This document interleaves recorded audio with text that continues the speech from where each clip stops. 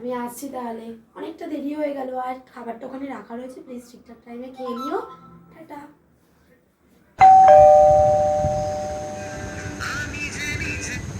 এখন আবার কি হলো?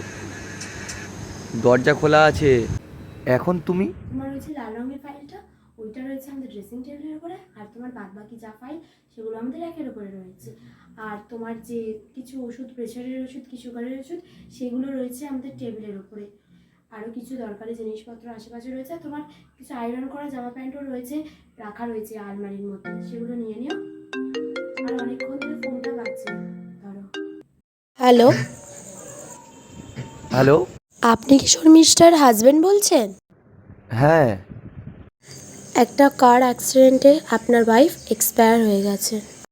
अभी न जाओ छोड़ कर,